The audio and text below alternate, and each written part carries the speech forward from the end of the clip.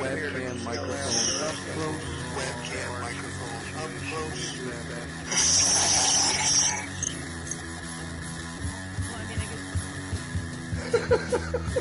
At the age of 19 in 1962, she was a...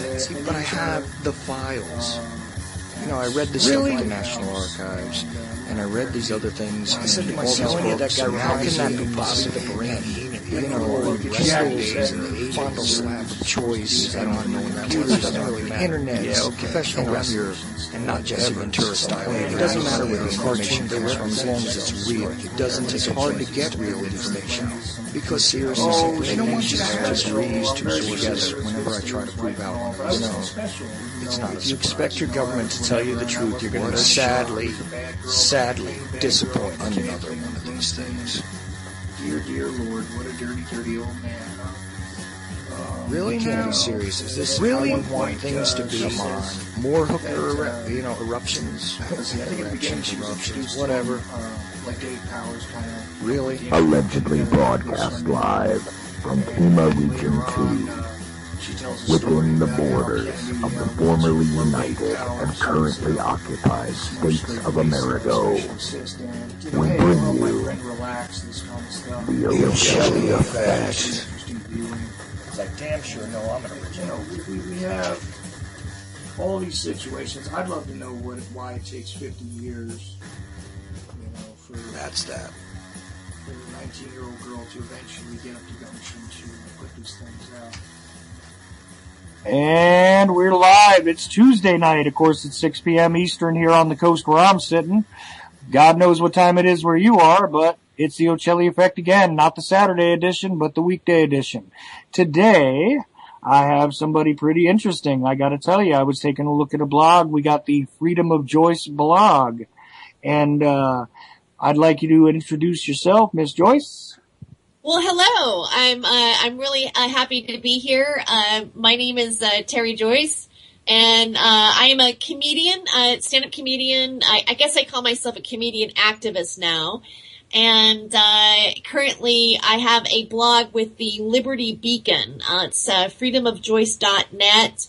And also, I have a show with the same title on Revolution Radio at freedomslips.com.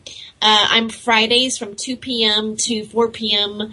Eastern time. So, and I'm really happy and excited to be on your show today. Well, I really appreciate that. I got to tell you, the Liberty Beacon movement, or the Liberty Beacon, as it were, is such a diverse group of individuals. And, I had Roger Landry on last week, and we were just discussing the general state of the chemical world, pretty much. And there are many, many concerns among my listeners and among the listeners of this network. Today, I'm going to start off with you on something that I saw on the top of your blog. Yes. And we're just going to sort of go from there and see where it goes. A lot of people call them rabbit holes. I get sick of that term, but I just prefer to look at it as, watching which way the wind begins to blow and throwing yourself a kite in the air. And here we go. In recent times, we've been inundated really with all these stories of police brutality. I mean, there's a situation in Albuquerque. I got to tell you that one of the ones that nearly made me want to vomit was the Kelly Thomas situation. But really, it's become epidemic, the behavior of the police and the militarization by equipment, by attitude, by steroids, by God knows what. And I find it really interesting that more and more of us are beginning to pick up our heads and focus our eyes on what seems to be the emerging police state. Yes. Well, one of the reasons that concerns me about it is I have a little bit of history of having contact with the police and also the federal government DEA agents. One of the, I was pretty much living life in the matrix of Hollywood. I was a finalist from Last Comic Standing. I'd done a reality show. I did all that yucky stuff. What I look at now, because I really feel that reality television is smacks of Darwinism, and it doesn't do anything good for our collective society. But I ended up being in a raid I was in a doctor's office that was in the same building as a medical marijuana dispensary in California.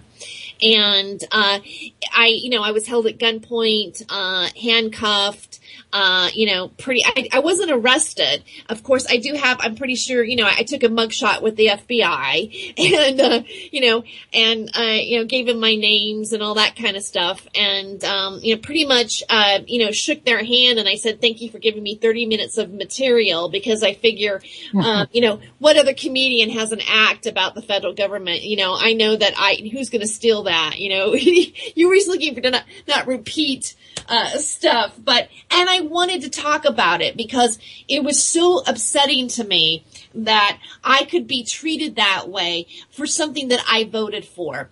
And it really, woke me up to, the difference between state rights and federal government and what they'll do. And, they didn't arrest anybody that day. I mean, they pretty much harassed us, harassed patients, took, the cannabis, did whatever they did. And, after that, I picked up the torch and became a, activist for legalization and, did a lot of different live shows and stuff like that. And I have another show called Hollywood Hemptress Hour, which right now it's currently on the Time for Hemp network.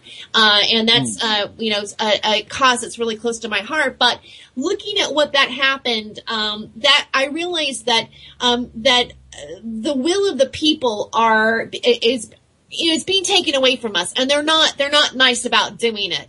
And, I also became involved with, Occupy Los Angeles. And, I worked in the media department and worked on the journalism and saw how the police were with that.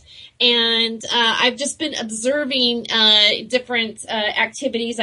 I've done, Film the Police Portland, here, and, also, was part of the, there was a march against police brutality, that took place about a month ago, and, live streamed it and also interviewed, one of the guys from Film the Police Portland who organized it as well. It concerns me a lot. And also, look what's happening with Bundy Ranch. Well, all these things are crowd control issues. Let me get one thing straight, though. You weren't in the marijuana dispensary, or you were at the time they decided to manhandle you? I was not in the dispensary. The reason why my case is kind of what happened to me was rather provocative. Was because, I was actually in the doctor's office, and, the dispensary was in the same building. And when it got raided, everybody from our room kind of ran into, from the dispensary ran into the room that I was in. So it just sort of like became lumped together. But I was never, ever, ever in the dispensary, nor was I around any cannabis at all. So in this whole sort of cluster event where everything just kind of ran a little bit out of control, you just ended up in the wrong place at the wrong time. And meanwhile, even though it was legal in California at the time, they still manhandled everybody and pretty much did a raid, pretty much for the purposes of just harassing people, huh? Oh, it was a full-on raid. It wasn't just they didn't just knock on the door and, say, hello, we're just checking to see if you're, following state guidelines. We were criminals. And, so they really literally just kicked in the doors, weapons drawn, weapons were drawn. Riot gear, the whole. Yeah. Okay. The whole thing. And I fell to the floor and screamed out, I'm just a comedian. I literally, that's the first thing that came out of my mouth was just I'm not, I was just stunned. And well, oddly enough, even though you were a comedian, that's the first thing that comes out of a lot of people's mouths. I'm just this or I'm just that. You don't really realize that, sometimes, you figure that type of treatment is reserved for other people. And this is the interesting point to me here. Is that, a lot of cases like that, it happens. Look, I just happened to be here, or I was just buying ice cream, or they don't care, No, you're suspect. And, and really, I was quite traumatized. I mean, there was a moment where I actually thought to myself, oh my, am I gonna die today? Because, I thought maybe someone would be stupid and they would have a gun, or there would be some sort of, you never know what could happen and somebody could accidentally get shot.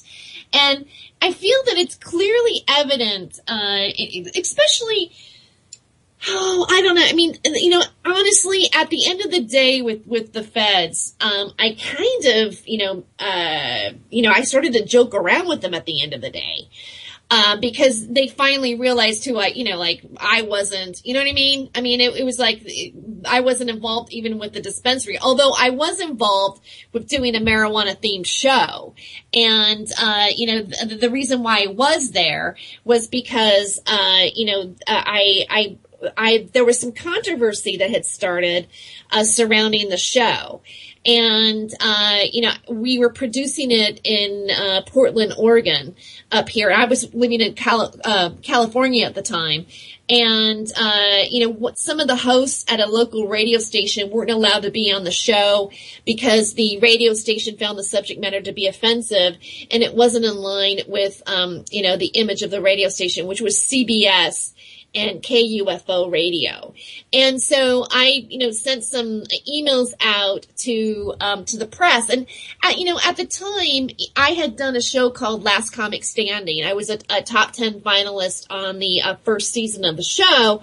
So I had some contact with, I kind of was on the radar screen, I think, in terms of being able to, maybe get an article written, or there was, I had articles written in my hometown, which is the Pasadena Weekly and things like this. So, the Willamette Weekly up here in, Portland, Oregon, ran the article and kind of pointing a finger at the radio station because it was a benefit for Oregon Normal. Now, when that happened, it kind of ignited a lot of, I guess because of the subject matter. I mean, we're looking at 2007, and this really taught me that mainstream media is doing whatever they can to not address the subject matter, in a positive way.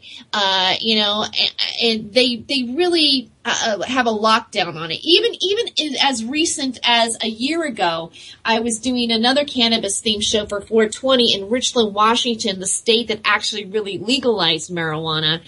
And, the press, again, a radio station would not do normal advertising or producing of shows, which we had previously done about other shows, that didn't have a cannabis theme to it because of the subject matter.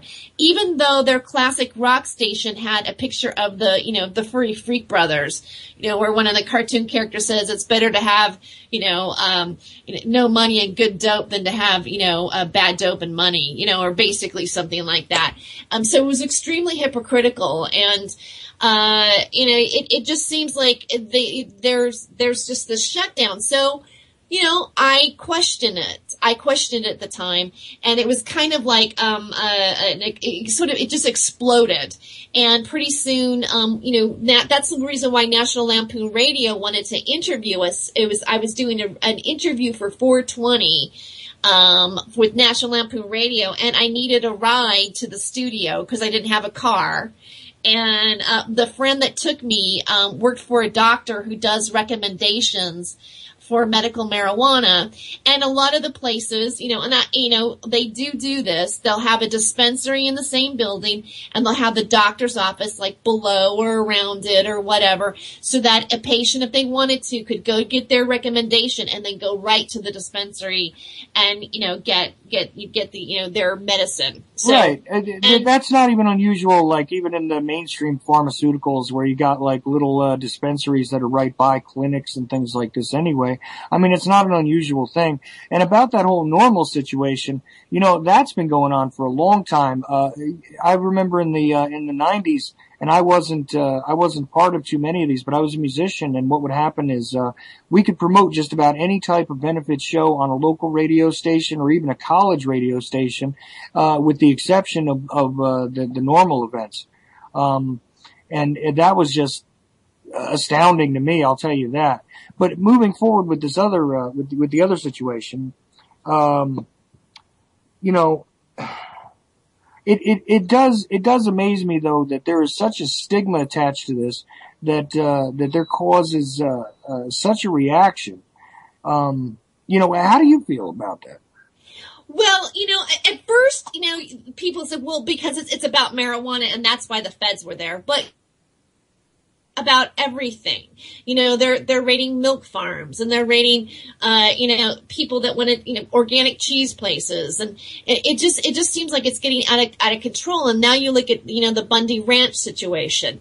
And as far as I'm concerned, that's Agenda 21 for me. Where they're wanting to move us off of, land, and we can't make our own cattle or meat or grow our own vegetables. And, let's go put everybody in these, communities where we can live on top of each other. To clearly have, your land taken away. What is the Constitution about in the first? I mean, the right to liberty and the pursuit of happiness. Happiness is property, and already that's being violated, and it's being. Well, you know what it is. Also, the Constitution under Monsanto basically says you're allowed to buy poisons so long as it's their poisons that they sanctioned, and Big Pharma the same way. This is just part of the atmosphere. That's true. I mean. You're right about all the troubles with the dairy farmers and everything. But like I say, it's just part of that agenda as well. I mean, the Agenda 21 thing, I've always had questions about that. I mean, how is it that you relate? I know how the two are related, but I mean, personally, how is it that you think that that's exactly what's going on there? Well, I don't know if it's exactly what's going on there. I mean, I'm just thinking, it looks like that way. I mean, I've heard, I watched a, video that, ironically, before, the Bundy Ranch thing happened, I had just watched a video of, that David Icke had. And it was on Connect the Dots, and I like his attitude. I mean, he talks about how the police are and how the police state is, and also how they're the military. A lot of people who are riot cops and go into police now are military trained, and that they've been conditioned to, or they're profiled, and even people that work for the CIA or the FBI, their profile is being people that lack a certain amount of empathy or compassion. Basically, they may even have more of a psychopath personality.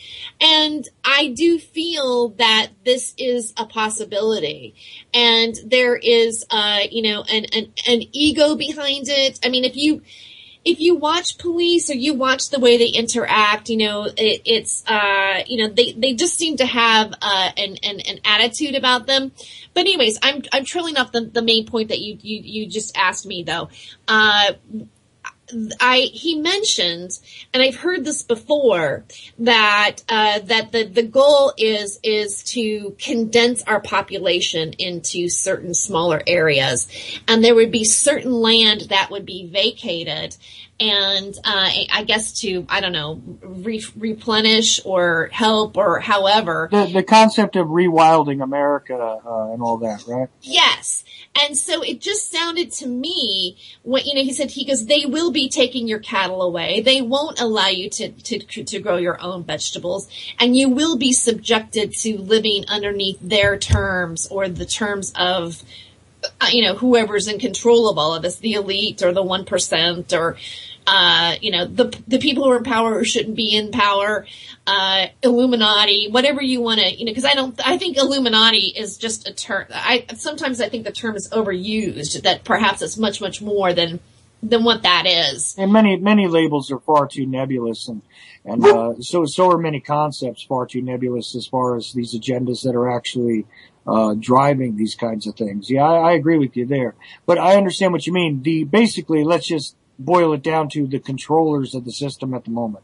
Yes, the controllers of the system at the moment. It looks that way. It looks like it could be a possibility.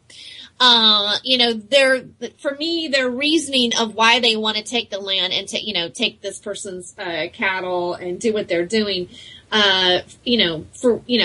there's all kinds of things floating around about it.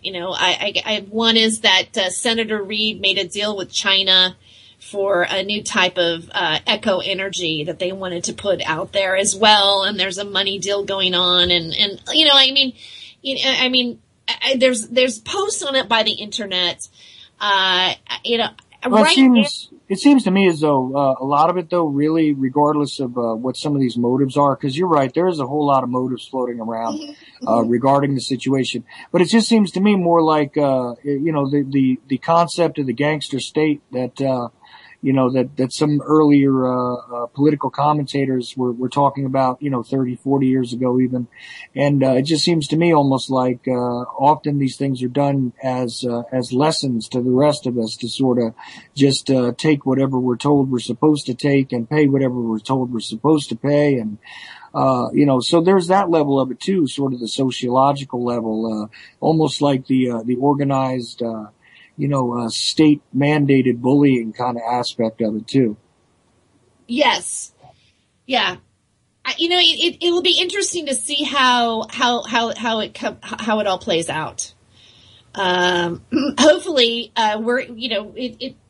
people are ruminating about it. They go, well, it's going to be Waco, or they have federal agents that are gathering all the different hotels and stuff like that. Have you seen those posts? I just saw a post about that lately. Yeah, absolutely. And I mean, there's even a guy who was who's on this network who went down there personally and was there in the mix a bit.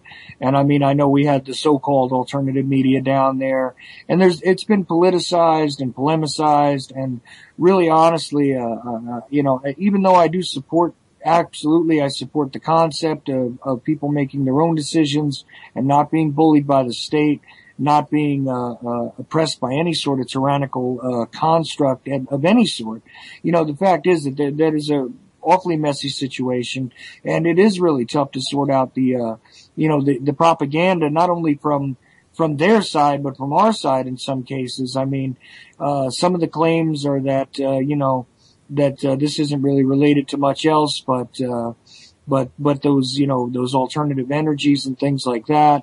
And others, keep talking about those damn tortoises, which I'm getting real sick of hearing about, because it seems to me as though they were still going to euthanize half of them that they were letting go of, admittedly anyway. And, ecologically, I don't see how the cows do anything but benefit the tortoises that are, supposed to be free range in the area. But I always found that to be a non-issue anyway, because they utilize stuff like spotted owls, or in parts of New Jersey, they utilize, like the albino pine snakes and stuff like that. In virtually every locality in the country, there is some sort of, endangered, protected, respected, you have to relocate it in order to relocate animal anyway, right?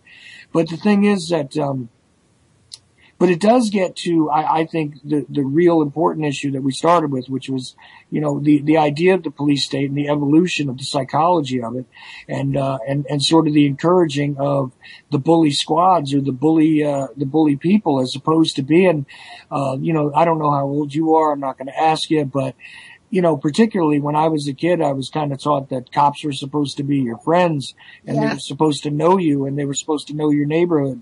And most of the time we are looking at almost like, mercenary types half the time in these localities, guys that, like I say, seem a whole lot more jacked up than up on their communities, right? And this is what I think is important about that. And I want to get back to more of that, because that whole situation where you're being intimidated for simply being in the wrong place at the wrong time, and of course there is the controversial aspect of it being marijuana and whatever, but actually that's irrelevant, because the fact is that's just an excuse. I mean, if you were at a completely legal anything of any sort, the excuse to come in there and harass, could be utilized for almost anything. I mean, if you're at a cutlery store, and you're there to buy steak knives, somebody could say that you're there to murder someone. You know what I mean? You have no clue sometimes what the agendas are with these guys. And I think that rising psychology and that rising mechanism, is definitely, dangerous, especially in times where we're having more and more economic difficulties. I mean, I don't know how you feel about all this stuff, but I'm just kind of adding in what I'm seeing, Well, what if I had been a cancer patient that was in that office getting ready to go for an evaluation, and, my health was already compromised and I had to emotionally go through that. I mean, I'm a healthy person right now, and I was healthy then, but I'm still on some levels kind of traumatized from it. I mean, it's like, it made enough of an impression on me that I said, hey, you know, I got to do something about this. You know, there was a feeling when I was handcuffed because it was a crazy time for me. It was a very crazy time because it was in the middle of the other controversy that was going on, and things had already been tense. And then all of a sudden I'm in this raid and, you know, I'm handcuffed. I'm like, what the hell's going on with my life right now? You know, and I looked around and I really had the feeling of like, oh my God, how did it get this bad? And also that I had been asleep really. And I also felt that it was not, I felt that I felt that I was supposed to see it, that it was something that I was to witness, and that it made an impression on me. And that's just my inner thoughts, my inner feelings that were happening while it was going on. I'm grateful that I had the experience, because if I didn't have the experience, I don't think I would understand or be able to see what might be happening or coming down the pike for us. I do feel that we're being socially conditioned to feel a certain way about the police. I mean, I'm not going to say my age, but, you know, I mean, obviously, no matter what age you are, you know, we grow up with watching cop movies and cop buddy films and Lethal Weapon and, you know, all these kind of shows where the FBI, the CIA, you know, for the most part, they're these heroes that are saving the day and saving people, and they're getting rid of the bad guys.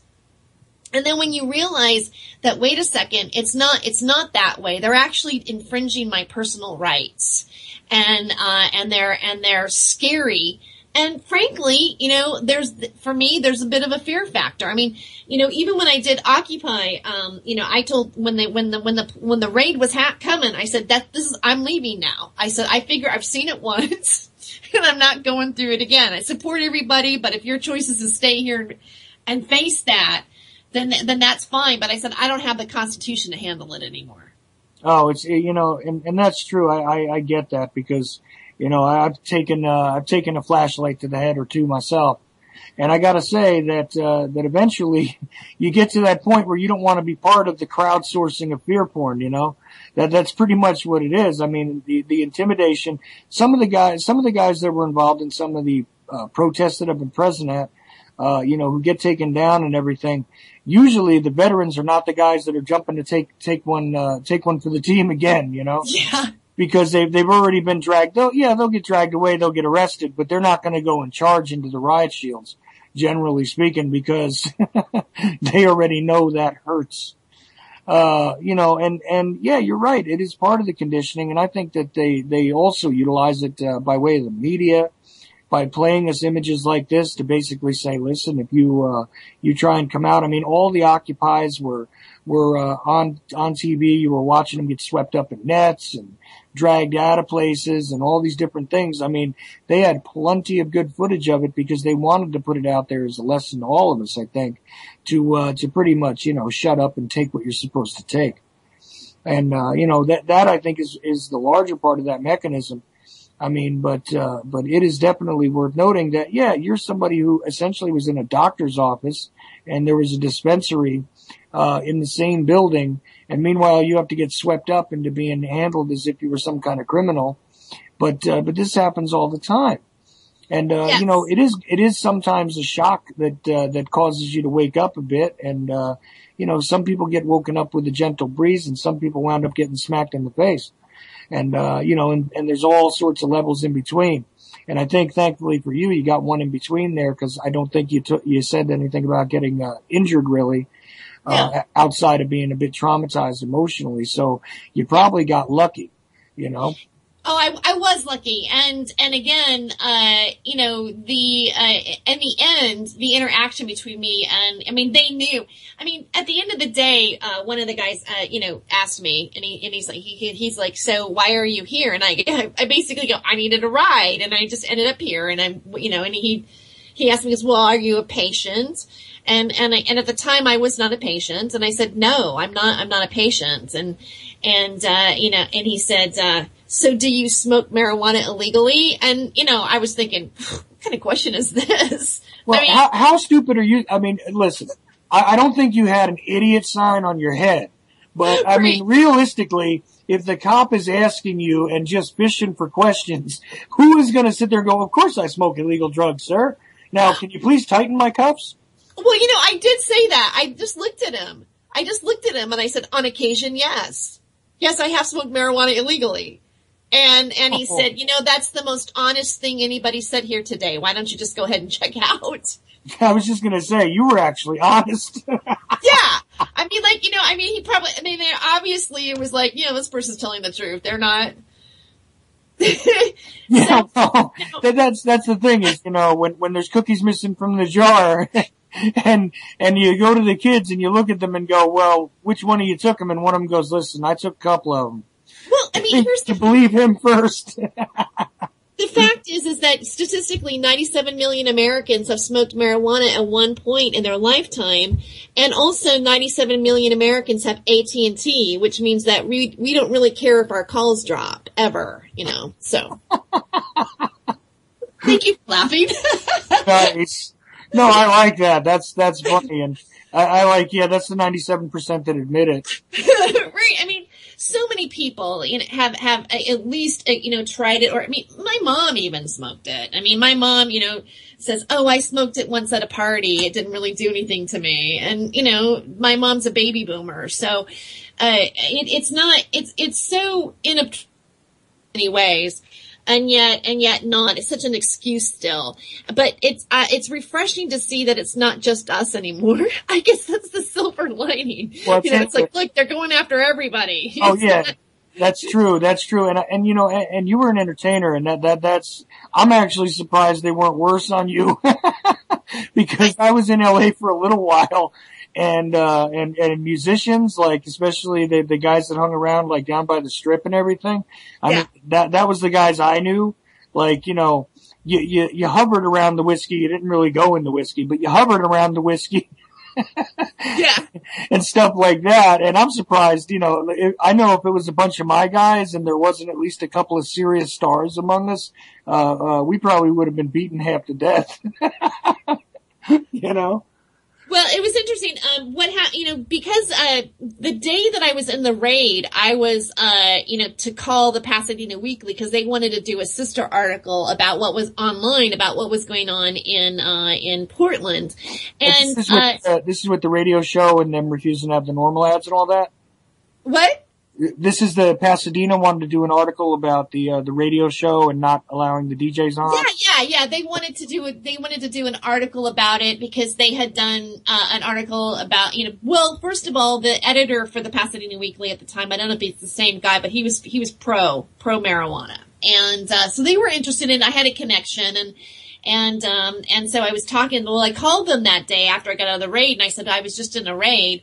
And they said, well, come here right now. So then the raid became the story. And at that point, I was a cover story. I was in the cover. I wasn't even that much of a weed smoker. I was in the cover of the Pasadena Weekly blowing marijuana smoke in the air and the words bong loads of justice and how a DEA raid turned me into a missionary for medical marijuana. And then I had to talk to my mom. Well, Mom, here it goes, my mom, starts calling me up and going, Terry, have you been bonging? Because, you sound like it. I'm like, all of a sudden, like the image of how people viewed me sort of changed, which is all. Oh God, you awful pothead, you. Right. I'm now a pothead. Wow. A pothead with a point, basically, which, is even less liked. That's even more dangerous in a room full of people who don't want to think for themselves at all. Right. Oh boy. And that's just, I find that awfully hysterical because you know what? Sometimes people become the poster boy for this or that or the poster person, poster whatever. Right.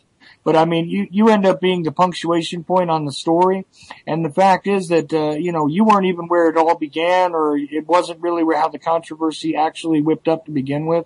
That is hysterical. I find that really funny. I was doing a show. It was a show idea, which I really didn't want to have be done in the first place. My friend of mine goes, do you want to do a marijuana themed show? And I'm like, well, it's being done already. Let's do something else. And I said sex, drugs, and rock and roll, and we did call it the Dope Show, But then it became about weed, and because it was Southern California, and we were the first state to pass it, and we were having such a difficult time with the dispensaries being raided, that the Pasadena Weekly actually came into the show, which we were just starting in the smaller room that was at the Ice House Comedy Club in Pasadena, and wanted to do an article on us because they thought it was provocative at the time that the Ice House was doing a marijuana-themed show, because of the fact that their dispensaries had been shut down by the city there. So, if you would have been, I'll tell you what else, if you would have been in New York City, if you would have been in the right place, they would have just called it live performance art, and that would have been it. Wouldn't even have been a news story.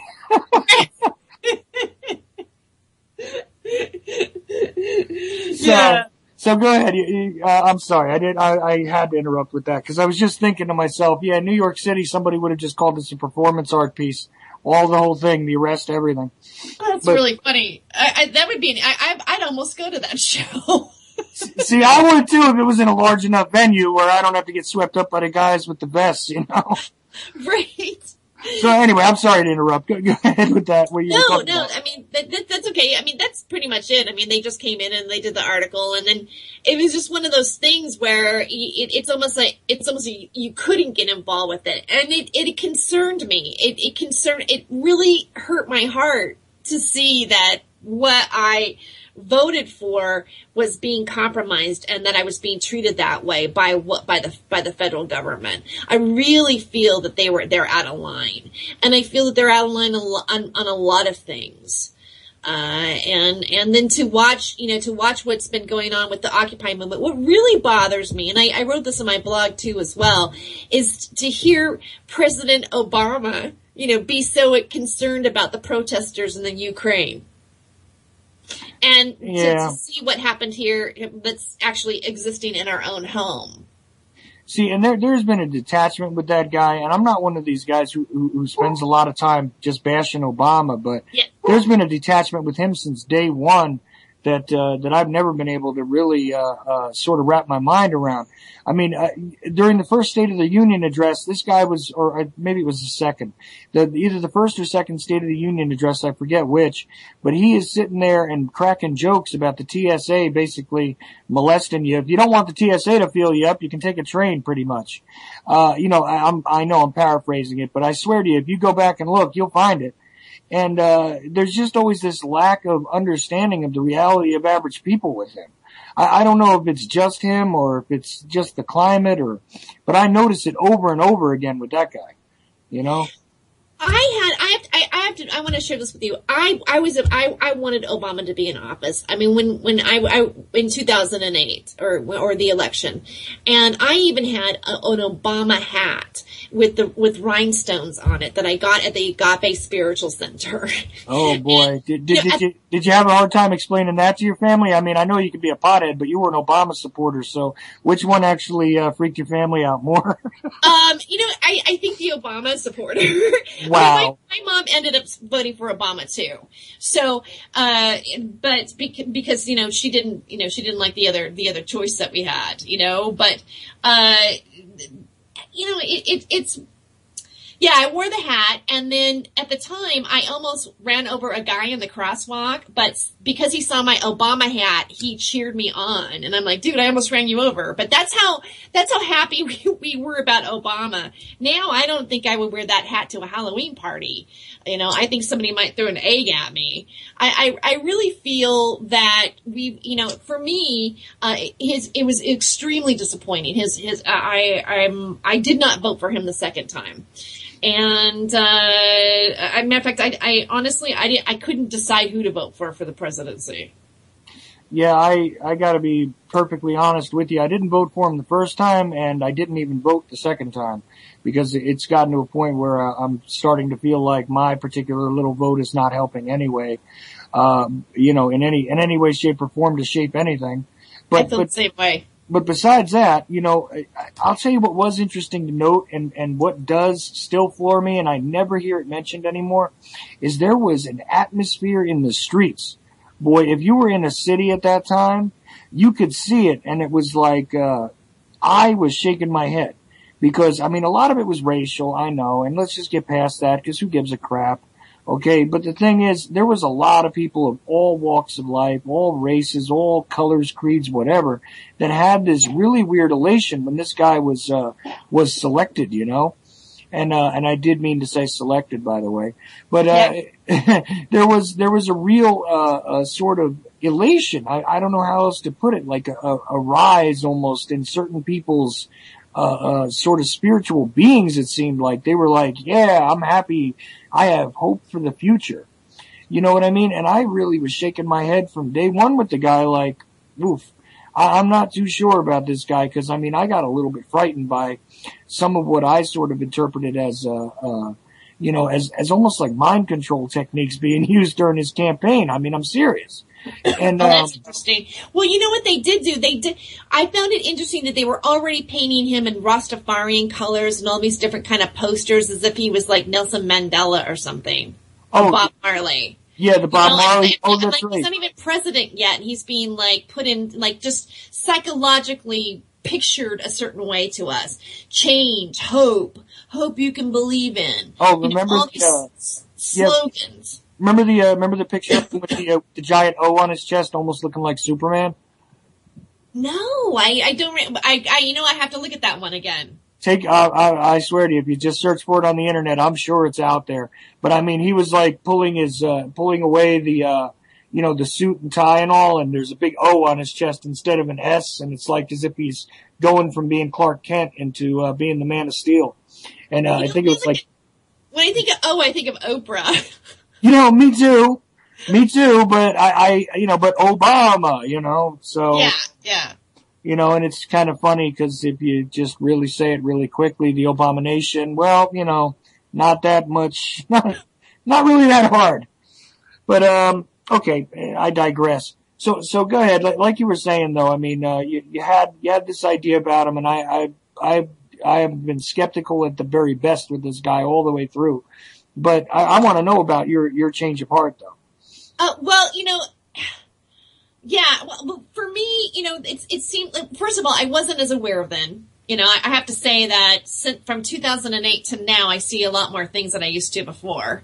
But, we were so beat up with the Bush administration that everything that he was saying just seemed so, you know, logical. You know, it's like, oh, this is what we want. You know, let's pull out of the Iraq war. That was a positive. You know, Obama went after a lot of the marijuana people, which I remember a long, long time ago when I was still on MySpace.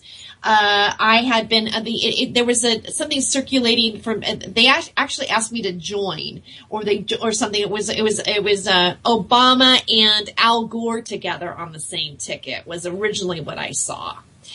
And then I looked at the groups of people that they had with them, and there were a lot of marijuana people in there. And my profile at the time, I'm dressed up like the Statue of Liberty, holding a bong in the air with a marijuana leaf over my breast.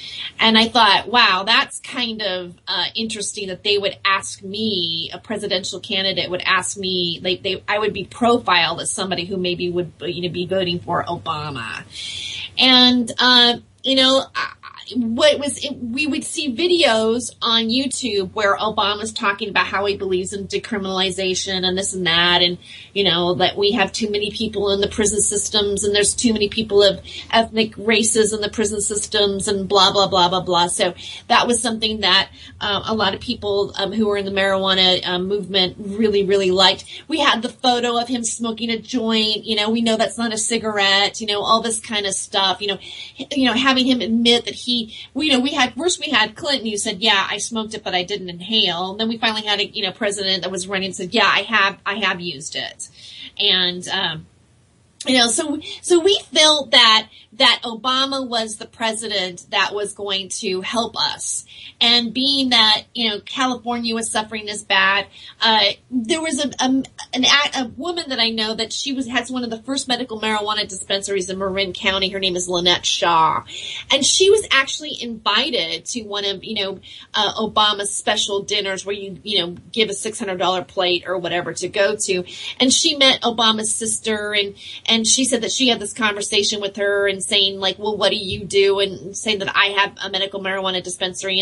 And Obama's sister said, oh, well, you must help a lot of sick people. If my brother gets into office, I will, help you with this, or put up, make sure that he, protects you guys or whatever.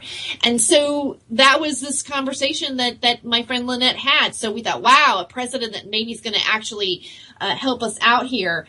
And so, the first year, 2009, the second year, Eric Holder came out and said, yes, if, he asked the raids to be called off on California. If as long as we were practicing state guideline, he was asking the federal, the feds and the DEA do not raid their dispensaries. Well, in 2011, exactly about the same time that Occupy broke out, the Cole Memorandum came about saying that they rescinded it, and Eric Holder, they said, oh, marijuana is an illegal drug, it's a dangerous drug, it has no medicinal value. They had these DEA agents come out and take these pictures and talk, put out, these people are for profit, they're criminals, there's no medicine, we're going to shut these down, and then all of a sudden, it was game on again. Yeah, I understand. It is one of those weird issues though, where I think it is more about the gain some, lose some, sort of aspect of it, where you've got, like I said, it's okay to buy drugs so long as it's, Pfizer's drugs or whatever other big drug company you could possibly name. It is about that.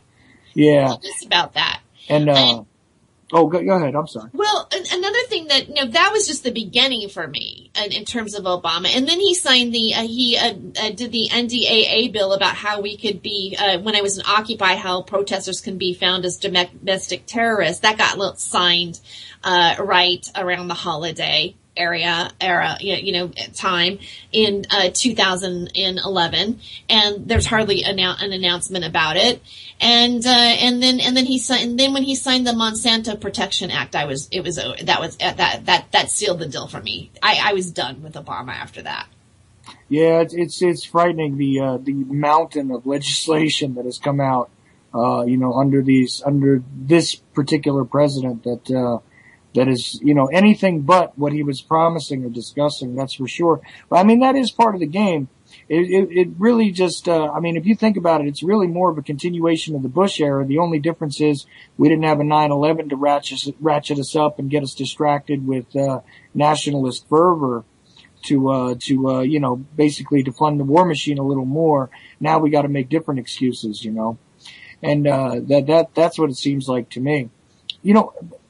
Something else that I'm really curious about with you though is how you, you were doing your thing, you're a comedian, you're an entertainer, and we all know, and I say this all the time anyway, and I've had, your comments on reality TV are funny to me too, because I've had the guy who created Real People, which would be really the first reality TV show, and his concept was pretty innocent and original, but, the absolute wretched sort of, creature that's become, that reality TV genre, is definitely worth noting. It's definitely devolved into really, prurient voyeurism at this point, but even mentioning that stuff and going on as an entertainer, you got to admit that when you are immersed and you're starting to make a living at that kind of thing, you sort of, step into yet another sort of layer of unreal, thinking.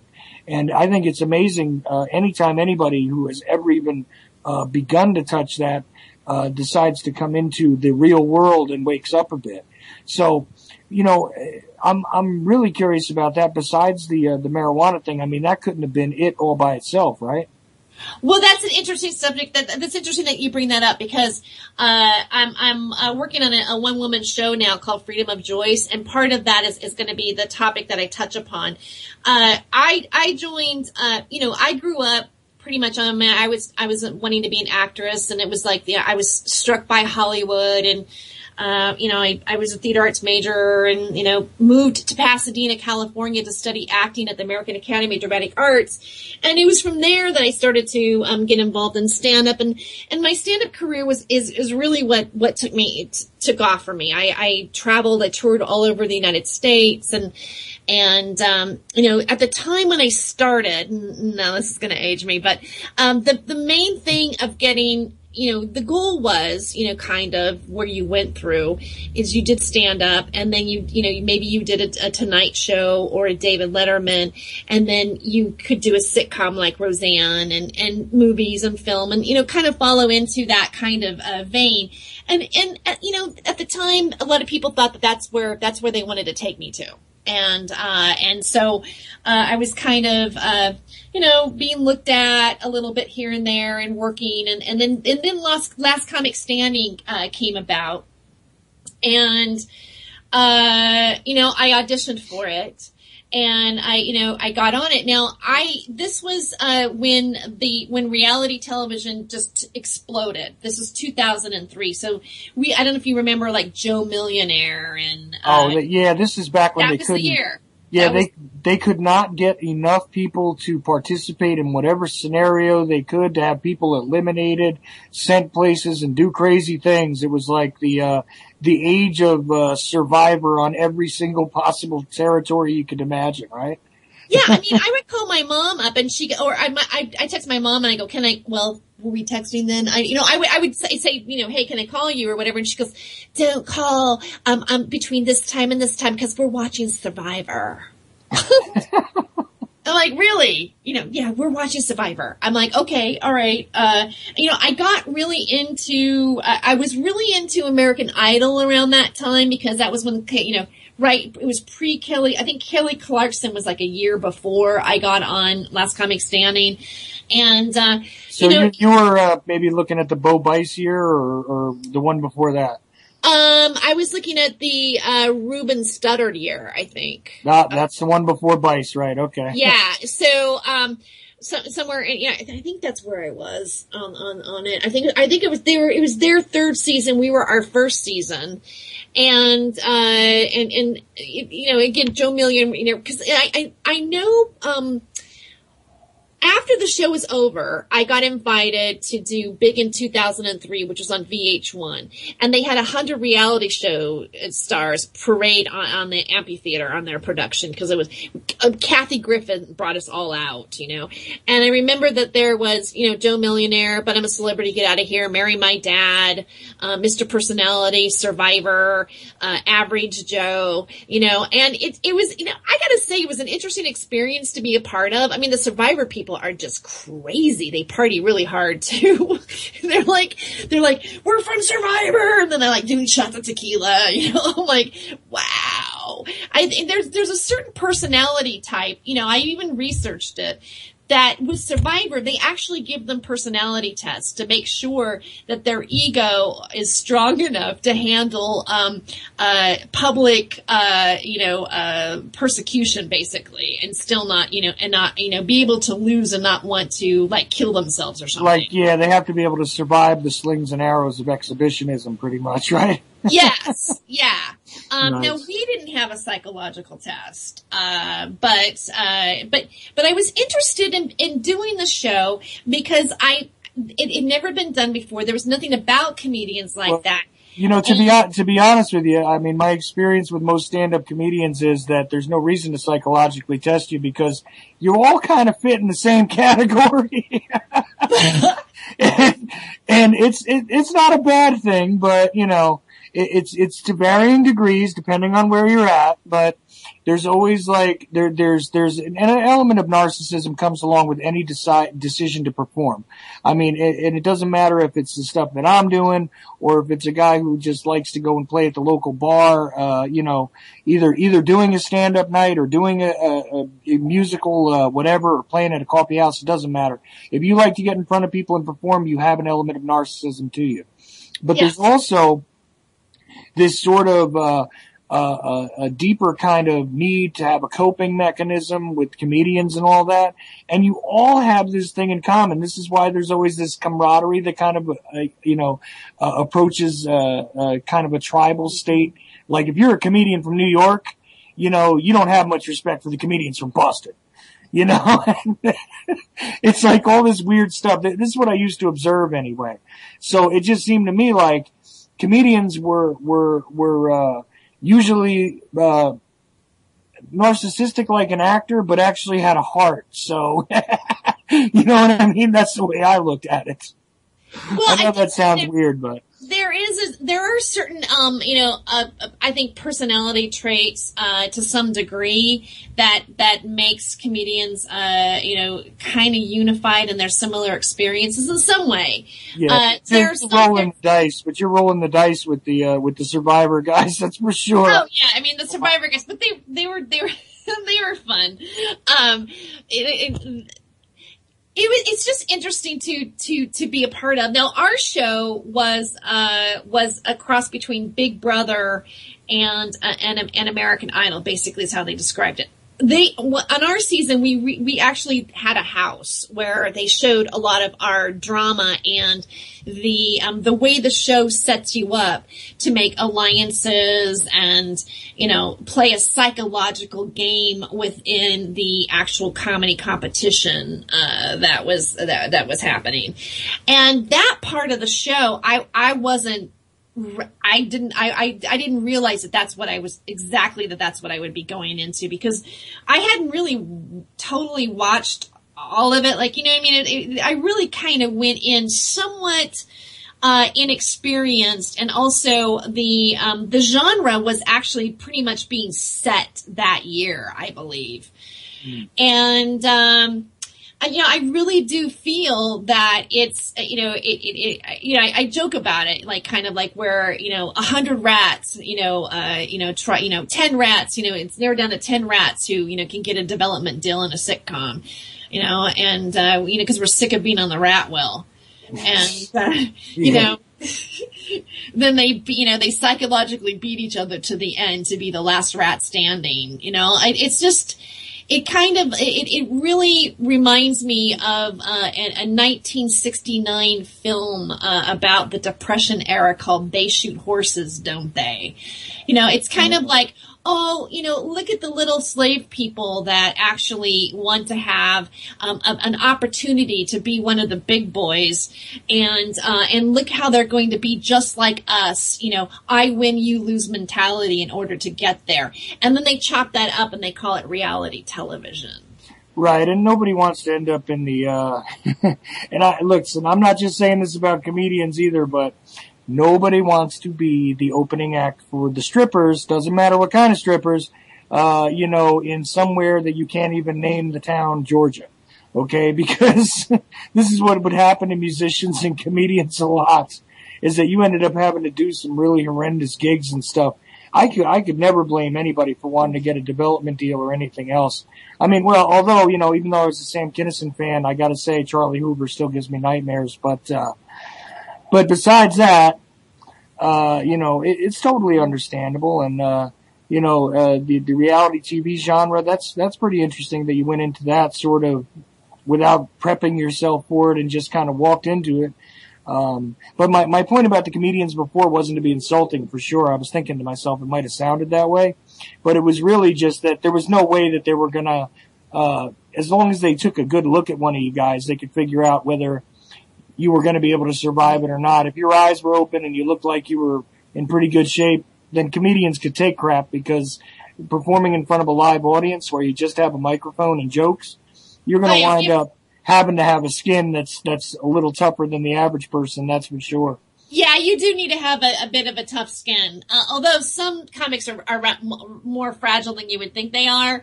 But, there is that, you're willing to, skydive. Like really, if you have a bad show, then it's not like, okay, so it's a bad day at work. It basically is it is an ego situation. you don't want to have like too many bad shows that you can't work anymore. You don't get hired or whatever. I mean, you gotta be able to do your job. Right. But, in terms of like, it's not like, it's a lot more pleasant, like, to have people not laugh than have guns in your face. The worst things that can happen in life. That's how I look at it. I go, I got to scratch on my ego, but other than that, I'm going to be fine. You take it on the chin. I really love doing stand-up. I love the art form. I think it's a wonderful art form. It's one of there's 3 American art forms that were created here. One of them is the American musical. The other one is jazz, and the other one is stand-up comedy. Stand-up comedy originated from the United States. I feel that there are some comedians that take their work, and this is what I'd like to do, to, like I respect people like Bill Hicks or George Carlin, Lenny Bruce. They were pioneers. They made statements. They're telling the truth. They're truth tellers. And I feel that the role of the comedian is important in society. It's a good work to have. It's got a healthy aspect to society. It's good. Laughter is wonderful to have. It's healing. There's a lot of positive things about being a comedian. And again, I do want to say that, the people that I worked with on Last Comic Standing, or the relationships that I had, during that time, or, it was still it was a great experience, but that being said, I don't feel that I would choose to do a reality show in the pattern or the way that they're done now. I don't like the genre, and I don't think that it is helping our society. And I'm at a point right now where I don't want to participate in things that are going to set us backwards. Right. I mean, you get to a point where, and that is very appropriate, that comedians generally are actually the greater truth tellers and often pioneer things well ahead of the rest of the media and stuff like that. Guys like, I have a different set of people. I love Bill Hicks for sure.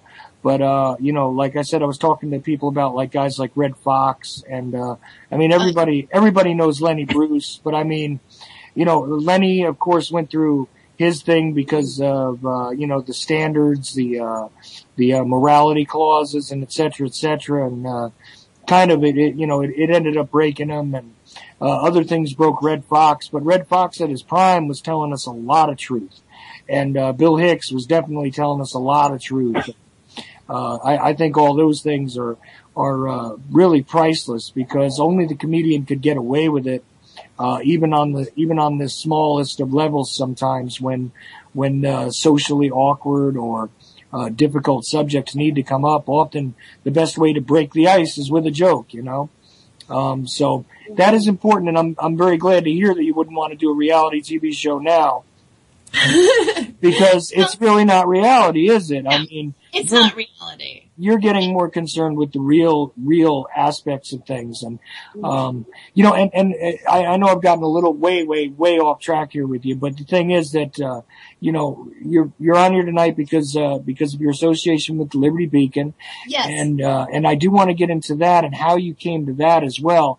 But I thought it was definitely worthwhile just hearing about your evolution from, obviously being part of the unreality even, and then coming on over to being freedom-minded and being willing to speak out in any way you could, about the concept of freedom, essentially.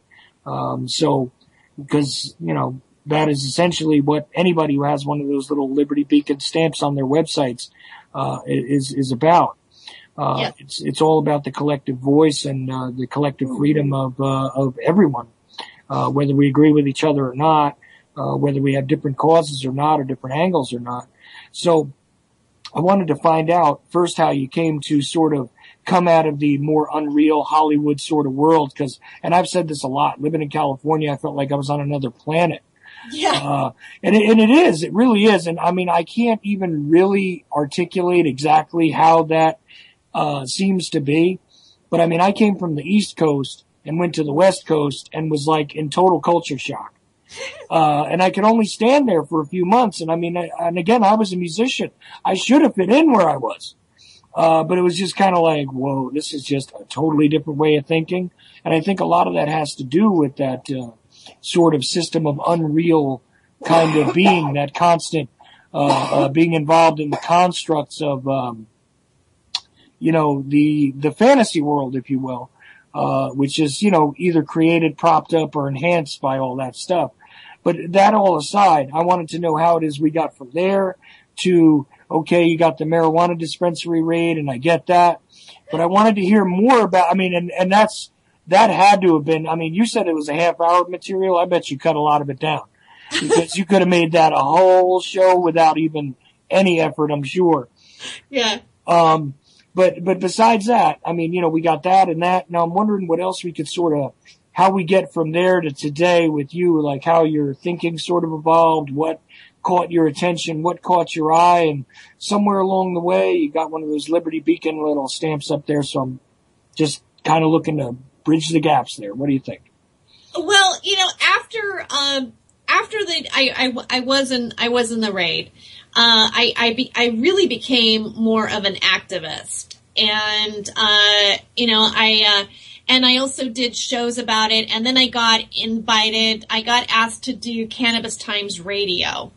And I did that for 6 months, and then I started a show called Hollywood Hempress Hour on New Dissident Radio and started to experiment with that and working on having a voice. There was some other comedians that I made friends with at that time, or I had in my life, that kind of came back into my life and brought me into some other types of shows, like Free Speech Show on ComedyNation.com. And that show, we would have a topic, and then each comic would do 4 minutes on the topic, and then we'd have a round robin discussion. So I started to work differently as a comedian. I was in forums where I was able to express my thoughts or opinions. And I thought, well, this is different, and I kept getting invited back, and I kept doing it, and so you just get better and better at it. And then I started doing my own radio show, and then Occupy broke out, and then I just started to have just more and more of an awakening, and I couldn't seem to get enough information about what might be going on in the world. I started to see a pattern of stuff. And I could go down any rabbit hole I could talk about hours on what I think is actually really happening in the world. I do feel that again, you said you don't feel like it's worth voting for somebody because it's already being pre-selected, and you can take that belief anywhere you want to, and I do go there, and I just wanted to do something that is about being free, is about having our freedom in America. I feel that America is one of the last places to be taken down. And when that happens, then we're looking at a new world order. It looks like that to me. And there's something about the American spirit that is important. We've been pretty much a beacon of light in some way, because it feels like all the rest of Europe and the world have been controlled by some sort of dynasty or a government that's not about a democracy, where the individual has sovereignty and certain rights because they're human and they're in the image of their creator, whatever you want that to be. I do believe in what the founding fathers came here for, and I feel that the Constitution is a very, very special document. And my feeling is that it's time to stand up and start to defend it. It's time to say, no, you can't control me this way. I don't want to eat your Monsanto food. And I don't like what's going on here. And, my rights, as a person and as an American are being compromised. And I just have to do something about it. And so everything that I started to do began to center around that, whether it be that I would participate in Occupy. I realized that the mainstream media, the media that I had come from, were full of crap. That they're lying, that they're not doing it, that it's all a manipulation. it's like I can see the manipulation because I know how it works because I've done it myself. You know, it's like a bullshitter knows another bullshitter. And I was like, no, this isn't right. And so I got very interested in, computer technology. I got interested in the live streaming that was happening at Occupy and how we could globally connect to one another. And, I like to write. To me, it's all art. You know, I call myself an art activism. I do my own footage. I edit it. Like, I feel like I'm my own journalist, my own filmmaker. And I wanted to just keep doing that, keep doing shows about it, keep having forums. I was going to do my own blog, because I was blogging already, and I started to move over to doing Freedom of Choice because really, I mean, yes, I love what's happening. I care about the cannabis plant. It's a huge issue, and I believe it's a huge forerunner in the positive change of how we could have a better eco-based, we don't have to drill oil. We can run our cars on hemp oil. You know, we could be building our everything. I have a hemp bag right now. I'm into, giving back to the earth and we're stewards of this planet. And if we just allow everything just to go crazy, then what's the point of your life really? It's time to, I want to leave something behind me. I mean, when I'm not walking on this earth anymore, to know that when I was here, that it was better. I was part of the team of people that made it better or took our power back, because it is happening. Well, right. And I think it's, clearly, and I qualify this all the time, but maybe I don't really state it, the most articulate way I could. But the thing is to me that, any of these sorts of ventures where you're creating something, which is a representation of anything in life, any true to, reality event. I mean, how can you be called anything other than an artist, whether you're doing, a broadcast or you're doing, a film or a short video or a blog or any of this stuff. I mean, it's all, sort of a creative venture to represent, what you see in the world. And, there's no need to make an excuse, at least to me anyway, about calling it art or calling yourself an artist, regardless of your, comedic background. I mean, this just what you're doing right now and just, communicating with people, which, I think would be the best word, to communicate the way that the world is around you is definitely part of what art is. And sometimes the abstract ways of doing that, travel into odd directions for sure. But in order to, communicate the realities of the world, that's usually what the best artists do. So, although there's many, many of us out there, contributing to this large sort of stream of consciousness, I think that it's definitely noteworthy that it's growing, increasing, and getting a little more real out here, at least in the alternative media. So, there's no apologies need be made as far as on my show about discussing this as a form of art. Whether you want to say that it's activism or you're just being a blogger or you're an entertainer or a writer, or it doesn't matter. To me, it's all art, Yeah, well, we are the other media. It's kind of like, I mean, for me, this is how I look at it. I just jumped media. It's like, well, no, I'm on this side now, because we can do what they do on the other side. I mean, I don't want to be, I don't like the mind control stuff. Oh, come on. You don't want to chase MH370 for a month now. Come on. But I mean, they use people like me for their agenda, right? So I feel that, well, no, I'm going to go over here and work over this way and see what happens. I do like having guests on shows that have great information.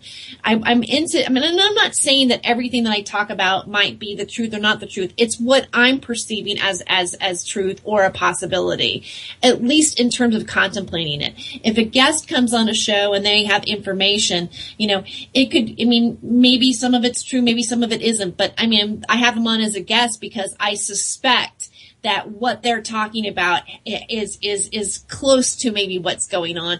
And I feel that people need to, I like to contemplate those things. Those are the kind of shows that I listen to. I spend a lot of time on YouTube. I spend a lot of time, in some of the forums that I'm with. I look at the other articles that are written on the Liberty Beacon. I look at things that my friends post or that we social network. And, I'm, just to see what is really going on in the world. And I also like to watch mainstream television a little bit just to see what they're doing, what their programs are on, what kind of shows are out there, what movies, what messages do the movie are telling us, in terms of what they want us to see. And, Hollywood, it's a Druid word. Hollywood is the holly tree, that they make the sorcerer's wand out of. So, just that in and of itself, realizing that is real. It really is. I mean, when you've got like the Eye of Horus on Time Warner and the CBS eyes going on, you gotta wonder if it's, it is television programming. And, just the word programming is sort of self-explanatory, really, right? Yeah. And so now, I honestly, sometimes it's almost ruined some of my enjoyment of watching films a little bit or movies because I can kind of see the manipulation behind it all the time. Yeah, that does become sort of a sad, kind of byproduct of getting more to real information. Sometimes you begin to see the agendas in the filmmakers or writers or studios' minds when they make changes or do certain things in films or position characters a certain way or, in every which way, it does sort of ruin things. But then on another level, I got to be honest with you, sometimes it makes it more enjoyable because it's almost like a chess game. You can, sort of see what the public is going to perceive generally, consciously. And then you take a look at the rest of the story. And, occasionally there's unintended things in those, presentations that I'm very sure that those agendas don't match, So I'm not sure sometimes if it's the battle between the true artist and the, controllers of the money or what. But I gotta say, it's kind of an interesting little chess game of ideas that you can be witness to when you have some of this awareness, or at least that's my opinion. Well, I know some people, I have a friend who was, under contract with Disney, and he was a comedian. And there's some stuff that he's told me about Disney where, when I've introduced him to maybe, or I've mentioned to somebody else or explained to somebody else, I said, you know what, he was with Disney, but he was too rebellious and he couldn't be controlled by them, so he got let go. And he goes, wow, thank you for saying that. Like he couldn't be conditioned or groomed into, they wanted to control, aspects of his life that he felt that they didn't have any, they shouldn't be controlling. Yeah, stuff like that has leaked out from time to time where there's been, different performers that talk about the really serious oppression of their entire personal lives, when you deal with certain companies like Disney. Yeah, well, Roseanne Barr, has publicly come out about, MK Ultra mind control in Hollywood. Yeah, I recall that.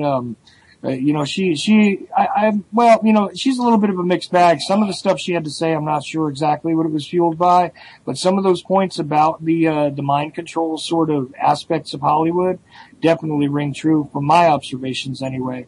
And, how do you feel about the whole Roseanne phenomena? The way that, they sort of, she was sort of positioned to, play a certain role, but then sort of rebelled and went way outside of the box. What do you think about that entire sort of public story arc that occurred with her anyway?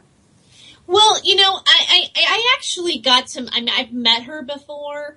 I've had a little bit of interaction with her. I also know her, ex-husband, pretty well. And, I feel that right now she's been messed with. I remember, Oh, I remember way back when she was with Tom Arnold. And of course, you know, the National Enquirer couldn't stop talking about her. And there was all these tabloids and feuds and arguments and, you know, oh yes, she's crazy on the set. And, you know, she was, They were going to have a third person in their marriage and whatever, yeah, all those stories, yeah. You know, and then she, you know, sang at the, you know, people thought she was outlandish singing off key at the baseball game and, you know, just all this craziness. And there was a point where she also came out and said that, you know, she had multiple personality disorders. And I remember her talking about that at one point. And then you didn't hear about it for a while. And now, you know, I've watched her in a couple different forums talk about, you know, what's going on with Hollywood, what's, you know, that she was under, you know, mind control. And again, that's what happens to you. You know, you've got multiple personalities. I would say, yes, she has, and she is telling the truth. And I think she's very brave, to come out and talk about it because, you know, when you're an entertainer and you've been in that world and you start talking about it or talking about these kind of things, you know, don't think that they're going to be hiring you anymore. You know, I mean, a lot of people don't, you know, speak out about it, or they choose, you know, not to stand under certain platforms and represent them because they're not going to get any more work. And we're talking about, you know, marijuana. At some point, you know, I mean, I've had, you know, people say, you know, I can't do it because I'm not going to be able to get that Disney film. You know, and so there is something going on. I mean, I'm kind of, you know, I don't know. I don't think I'm really hireable right now anymore. I've talked too much. I've been too wild. Well, yeah, I mean, the politics of the business, and there are certain things where, you know, you can get away with a lot of crazy stuff or stuff that you might think would be typically seen as immoral or whatever. But there are certain, like, hot buttons that you hit, and that's the end of it, right? Right. I mean, there is. I mean, I do know people that have been their careers have been dampened because of things that they talked about politically too as well. I mean, yes, you're fine if you're going to go up and you're going to perpetuate, you know, the Democrat-Republican issue that we're against each other when you realize they're all like partying together on the same table. Well, right. I mean, support of the false paradigm is definitely part of the prerequisite for making yourself, you know, sort of ingrained in any of these politically based businesses. You know, Hollywood and any of the entertainment industries, really. You have to ingratiate yourself in one way or another to one side or the other of that particular equation, it seems. But, so you were progressing through all this. I mean, you're realizing that the social issues there sometimes were real, sometimes weren't. And, you got involved with Liberty Beacon and all that. I mean, but, where does that leave you today? I mean, aside from, doing the radio shows and stuff like that. Oh, is there somebody snoring in the background? Did we put somebody to sleep? Actually, it's my dog and I gotta move her, but I just haven't had a chance to do it. I don't feel so bad. I'm like, oh my God, I bored somebody to death. It's the dog. Okay, good. Yeah, that's all it is. Sorry about that. She's just a little loud. No problem. I was just like, it was a funny noise. Okay, so how I got involved with the Liberty Beacon was, I met a guy named Barry Prince, who's also involved with the Liberty Beacon through somebody named Joe Fort. Joe Fort is involved with marijuana and dispensary in Canada, and then he introduced me to Barry, and Barry invited me to be on a show with him, a radio show about Fukushima, and one of the other people on the show was Roger Landry. And so, we were on that show, and I just thought Roger Landry was just so well spoken and so incredibly bright. And then somehow I got invited into a group conversation, and then I got to know Roger more, and then I asked him to be on my Freedom of Joy show. on Revolution Radio, and he was a guest on that. And then I was talking about how I was, getting ready to start a Freedom of Joyce blog site as well. And he said, well, what if we gave you your blog site and we sponsored you underneath the Liberty Beacon banner? And that's how all that evolved. Well, right. Roger's definitely an amazing speaker and came to all that stuff. And we started out with that's exactly who got me involved in starting to do the series on this, on anybody that was involved with the Liberty Beacon. And I'm going to keep going with that. But, aside from that though, I mean, we started talking about at the top of your blog, there's that, the whole thing about the police state and how it's evolving. What are some of the other subjects you've covered on there? Well, actually my blog is absolutely brand new.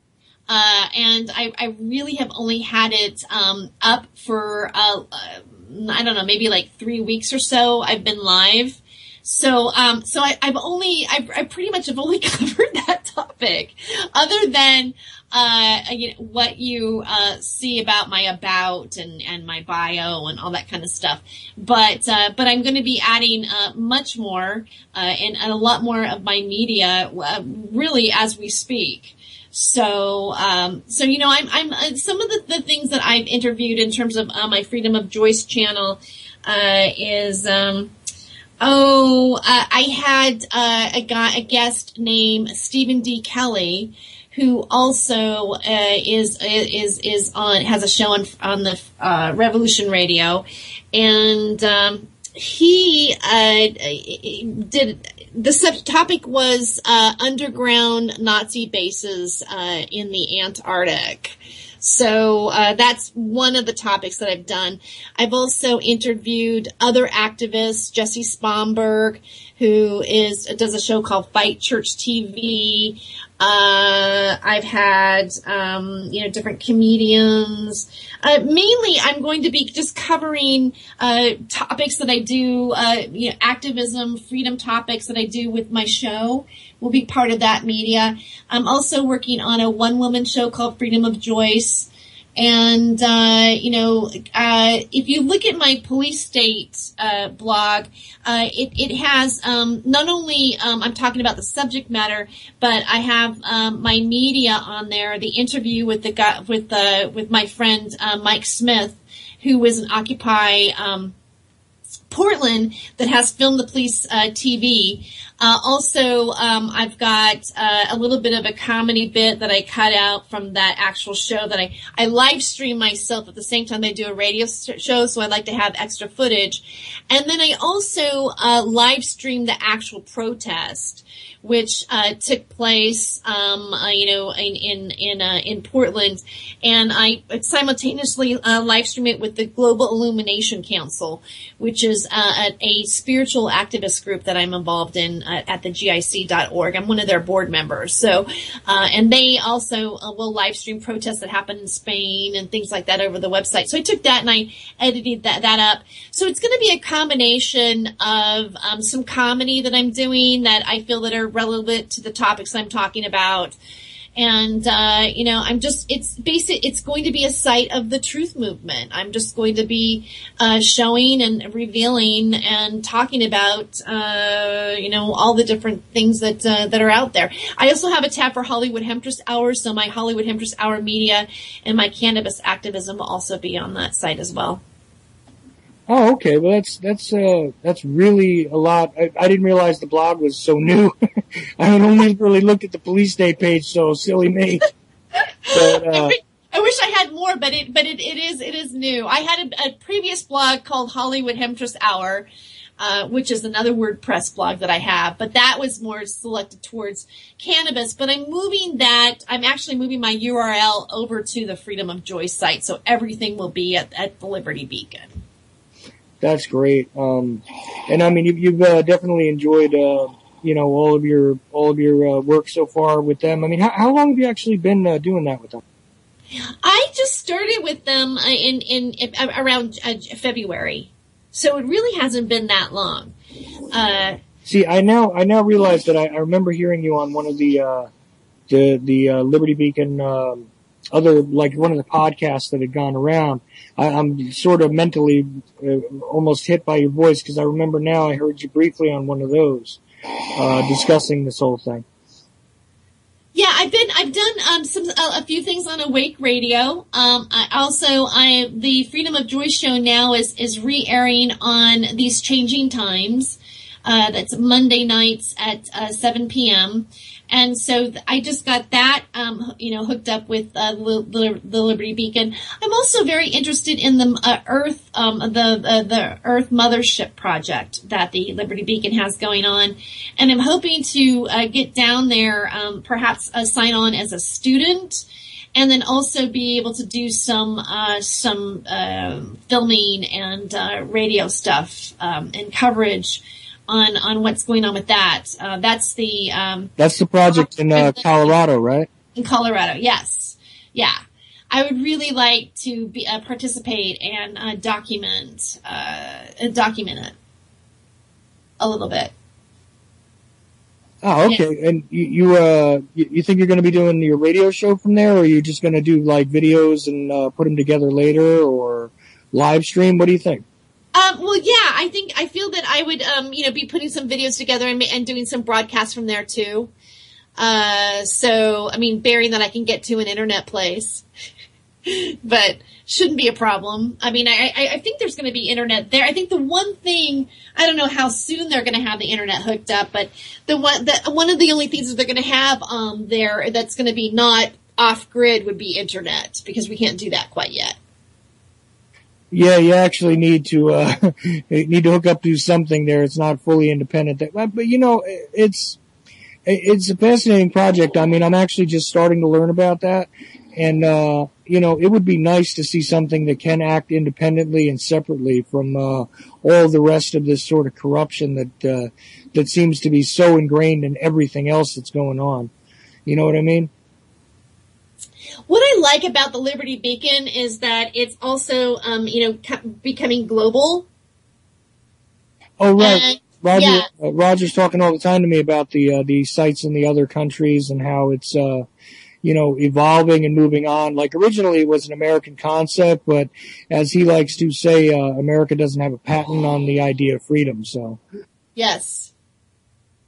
Yeah. That's really what got me. I mean, just talking to him off the air and stuff. I mean, initially we just sort of bumped into each other on another radio show, and I just was listening to what he was saying, and I knew he wasn't getting out everything he wanted to, and I said, you know what, I'd really like to take a look at what it is he's talking about here. So, I mean, I'm newer to this than you are by a long shot even. But I'm trying to learn, and that's really the point of what I do, is I try to educate people a little bit about other things that they may or may not have heard elsewhere, but try and be clear and get people to explain themselves. You know what I mean? I do. I feel that right now, and again, you're saying like, I've never done this before. There's a lot of things too that I haven't ever done before, really. But the desire to participate and help make a difference, or join. I feel like it's like with the Liberty Beacon, we're joining forces. You're not alone. You're not alone. You're a network. You're a network of information. And it's nice to be around people who are of like mind, or who want the same things, and then come together. I mean, really, how else are we going to do it? And right now we do have the internet. They haven't quite regulated it yet. I mean, obviously, we might, we're being data mined and all that kind of stuff. But we're still able to communicate globally. And really, when you think about, like, when you do, let's say you work in Hollywood or you work in mainstream television, you're only able really kind of to be seen pretty much in your own country, unless, like, for some reason, I mean, if it's television, you get, your show gets sold or shown someplace else, or you've got DVD and this and that, but you don't have the immediate. Yeah, you have all those options where you can sort of redistribute things like that wherever you want. But the concept that's interesting here with the Liberty Beacon is that it doesn't really matter what your particular agenda is or what your particular view of things are, as long as you're really and truly liberty-minded. They're interested in creating a coalition of people that are just in that sort of general vein, as it were. It seems to me that that's the most fascinating thing to me, is that it really doesn't matter if you're, mainly focused on the GMOs, or you're mainly focused on, the dangers of the pharmaceutical industry, or the dangers of military things, or if you're just looking at, tyrannical government operations, or the intelligence complex, or the technocratic situation, or, or the police state thing like we're talking about today a bit. It doesn't matter as long as you are actively willing to stand up and want to be counted among the collective sort of freedom, but not a collective in the way that there is any sort of see, the collective almost sounds like old school communism sort of, but that's not what I mean for certain. It's not a matter of collectivism, it's a matter of raising up your voices together to sort of create a harmony or a chorus that definitely could be a very loud noise heard across the planet, right? Yes. Yeah. I mean, that's how I look at it, is that, it's unifying us in how we feel and what we see. And I really feel that that's what's going on. I'm excited to see, the amount of information, that's out there that you can research or know anything about. I mean, to be able to, Google is your friend. I mean, in many ways it may not be, because they can, somebody can probably see what you're looking at, but what does it matter if you're looking at something or assessing things?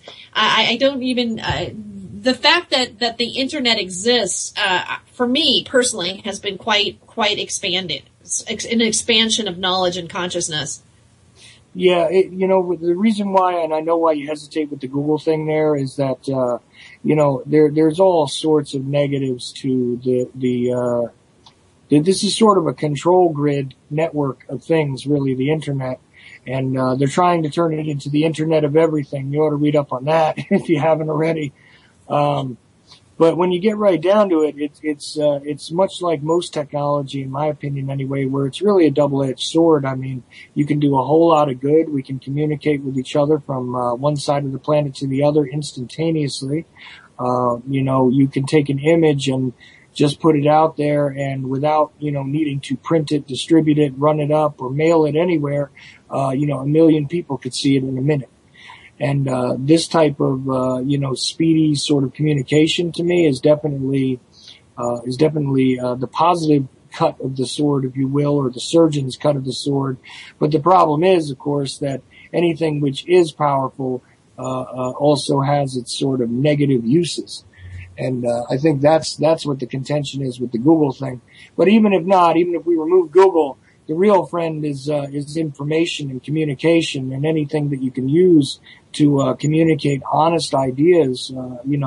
It seems to me would be for the better of all of us, regardless of what you think of those ideas or not. But the free flowing sort of stream of information is a good thing.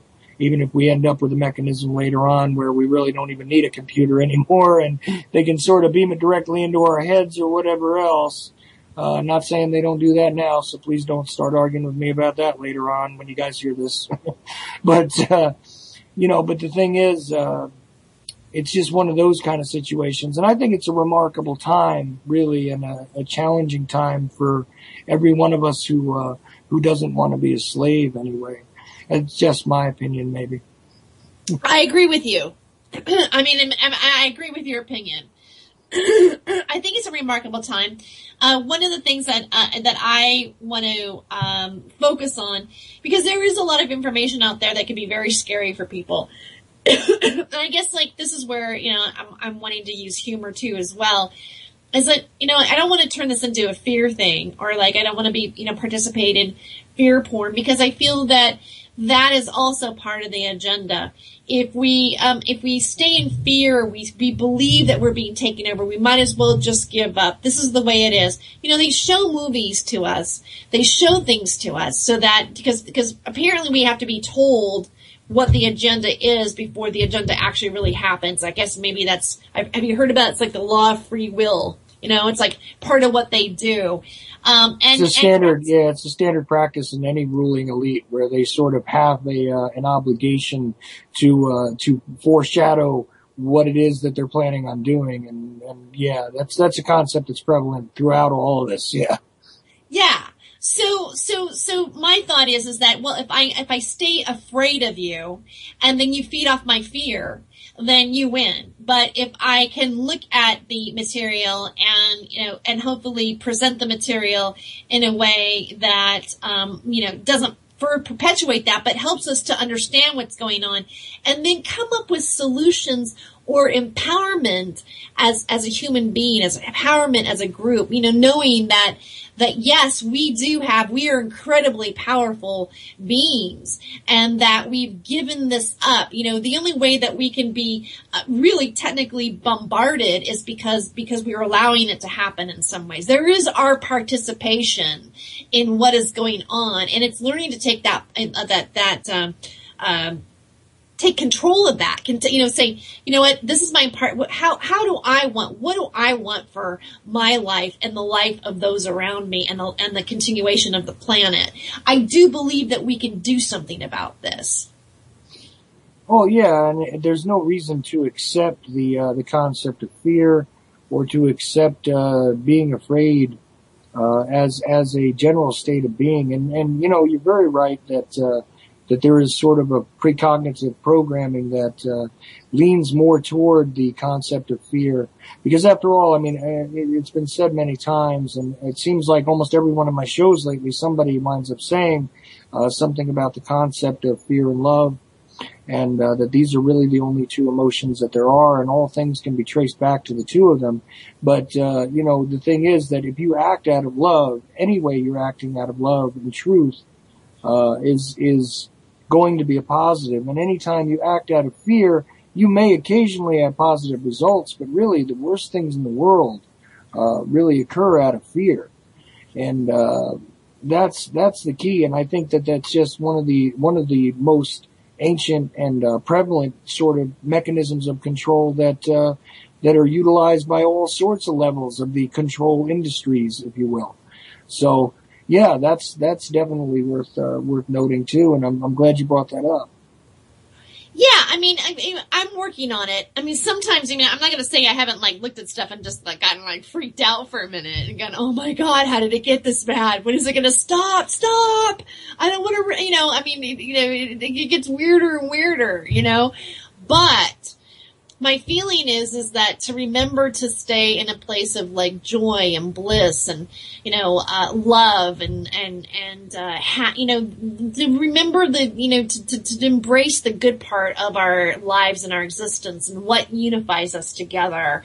And, you know, I feel that if we stay in that space, but not, you know, just, I'm not saying like, I don't want to be like totally new agey and like, oh, everything's going to be fine and raise your vibration and nothing's going to happen to you. You know, don't be blind. But at the same time, you know, I feel that if we allow that anxiety to fill out, or we're sitting around like going crazy and cocking our guns and going, oh, come after me, man. You know, that's not good either, you know? Well, no, but that's the thing is that the thing is that if you act out of a core desire to do a positive thing, and you act in a positive manner enough, and you convince others to act in a positive manner, you create an effect that can begin to spread, and that does actually change things. Now, that doesn't mean that every single moment of every single day you've got to maintain that, because it's really impossible. It's part of the struggle of that particular thing, part of the pursuit of happiness that is really the key to life, not necessarily the happiness in and of itself. And I know that.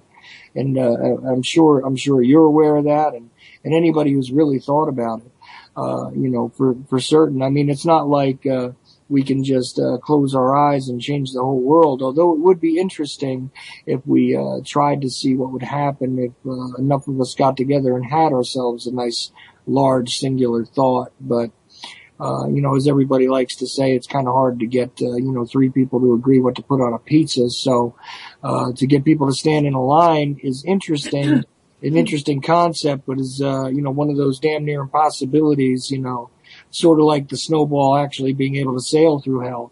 But the thing is that, it doesn't mean though that we need to embrace the negative.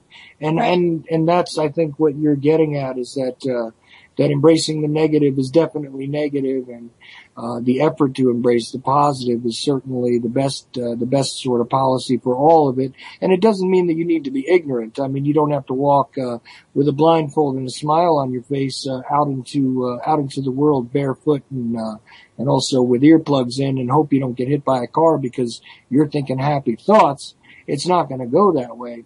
But for certain, I think it's definitely to everybody's benefit if they try and sort of, begin to readjust, begin to reevaluate their own behaviors and actions and viewpoints about other people, because after all, we may have a very hard time all standing together, that's for sure, but all of us separate all onto ourselves, we will certainly fall and be swept up one by one. So that is something to always consider, I figure. And I think that's what you're saying. I mean, correct me if I'm wrong. Yeah. I mean, and that's why I want to be a part of the Liberty Beacon. Or that's why I'm doing, that's why I'm motivated to do what I'm doing, is to, I'm exploring the information myself. In a sense, I'm learning as I'm part of the process of giving information. That's how I look at the process, and I'm all about learning. I love new knowledge, and I see this as being a positive time. If there wasn't a Liberty Beacon right now, if there wasn't an Occupy that happened, or if there wasn't, you know what? Regardless, if these cowboys in Bundy Ranch just said, "Here's my land," then I would be concerned. You know what? One thing that was getting to me, and I got to tell you this because I always get asked this question, and sometimes I stumble around on it, and I'm wondering how you would answer it because it's always a very hard one for me to sort of capsulize real quick. And I know I'm putting you on the spot, but with 15 minutes left, we got time. So okay. So the thing is, people ask me all the time when I talk about the need for peaceful protest, the need to raise up your voice, the need to do something, and not necessarily just go with look, I'm not against necessarily those who decide to tote guns to make their point, but I think in general, I don't want to participate in that so much. Yes. So that's my choice. But, and the guy carrying the gun, if he cares about freedom, needs to care about my choice to not do that as well. However, the thing is this, I'm always asked, the point of peaceful protest and the point of resistance and all this kind of stuff. It doesn't really just accomplish nothing at the end of the day. Nothing really changed as a result of Occupy. Nothing changed when you guys went out there and we're marching around New York City about 9/11. I'm talking about myself now. I mentioned Occupy for you, of course. Nothing changed when you guys did this, and nothing changed when other people did that. And realistically, even at the height of the Vietnam protests, the war didn't end until years later, and all this other stuff.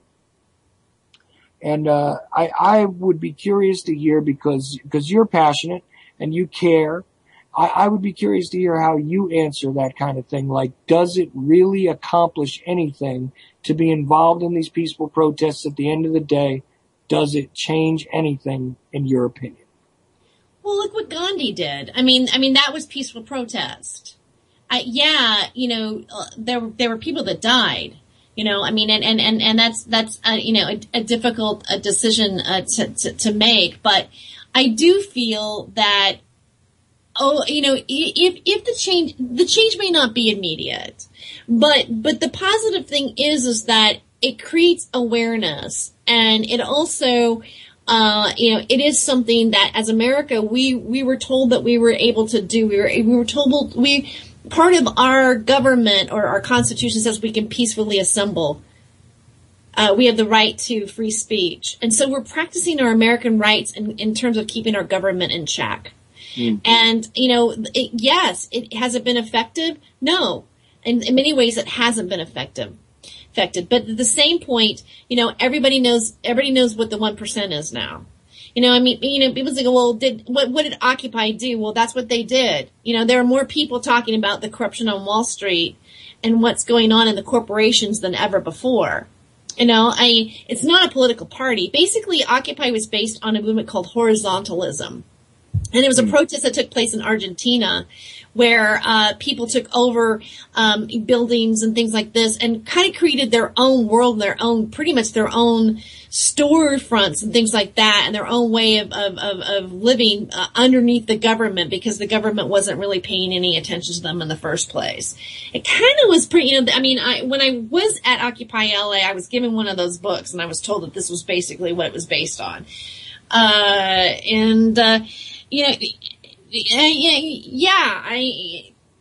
What would scare me and again, I don't agree. In terms of violence, I would not participate in a violent action against the government. I wouldn't be having guns and having a shootout. That's just not my thing. Oh, yeah. Well, just to make this real clear, that's not what I'm looking to do either. Just to make it nice and clear.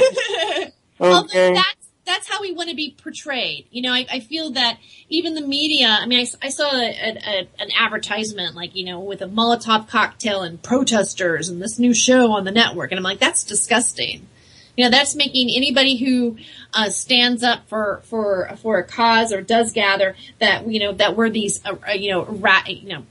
domestic terrorists that are potentially, we need to be, put away.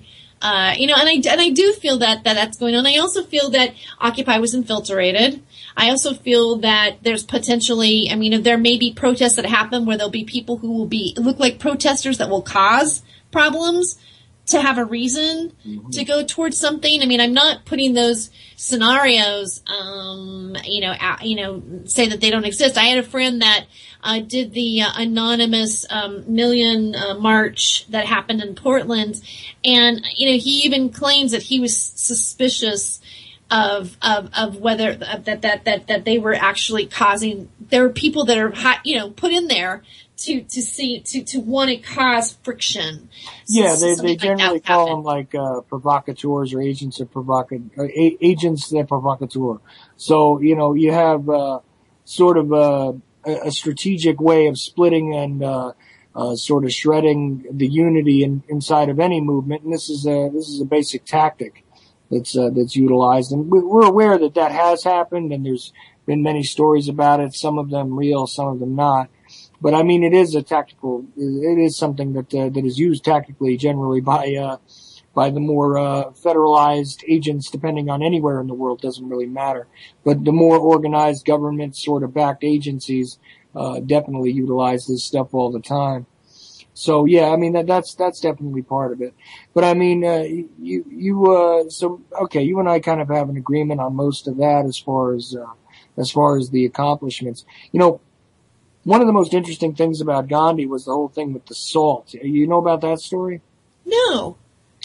Well, at the time that he was doing his thing, I'll just put it that way, because a lot of people put a lot of labels on what he did. But at the time he was being an activist and speaking and sort of, in the eyes of the Indian government being a serious troublemaker.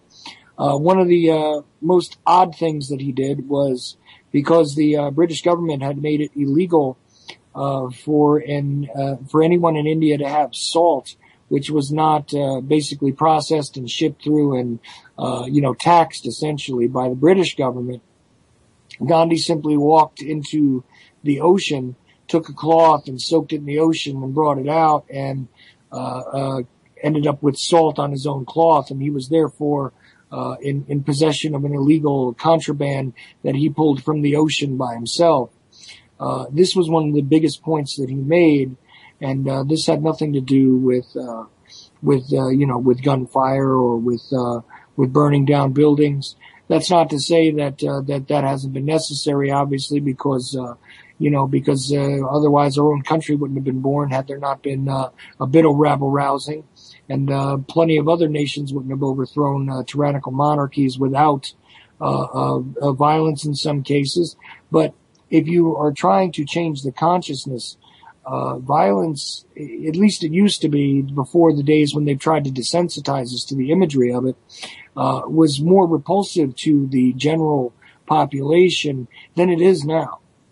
And, there's still plenty of points to be made. It does change the language. It does change the discourse. There were plenty of terms that were introduced by the Occupy movements for certain. And I've always contended that. And I wonder, because sometimes I get a little bit of a, I sound a little bit like one of those wishy-washy tree-hugging hippie guys now, which if you would have known me when I was younger, you definitely wouldn't have said I was going to be one of those guys. But, logic is logic, okay? Yeah. And, and how does violence make you feel? How does violence make other people feel? What sort of productive things come from the violent or abusive nature that can be visited from one man upon another man, or from one woman upon another woman? Doesn't matter. From one creature to another creature, what is the positive that comes from domination, from violence, from degradation? And I just don't see it. So, however I'm going to participate in any of these political discourses and any of these social strifes of any kind, I definitely want to do it in as positive a way as possible. And that's why I, support these ideas and don't think they're a waste of time, never have, and don't think I ever will categorize them as complete wastes of time. If anyone ends up talking about them that wasn't there, then they've accomplished something. So I think that's where you're going with all this. I'm sorry to interrupt again, but it's just I kind of felt it necessary to bring up that little story and to explain why I thought that simple act, and which they jailed him for it too, by the way.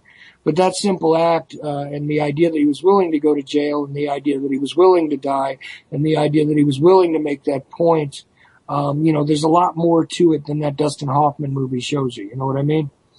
So, anyway, we only have a few more minutes left, and, I definitely always leave it to whoever's been on with me to make any last points or talk about anything that you want to get in there. Please do. I've really had a good time talking to you, and the 2 hours just flew right by as far as I'm concerned. Well, thank you for having me on the show. I really, it's great to meet you, and I wish you well, and yeah, I agree on peaceful protesting with you. I don't think violence is the answer for anything. The only way, really, it's about peace. I'm a dreamer. I'm an imagined John Lennon person. It's like that's my vision of how, I'd like to see the world be.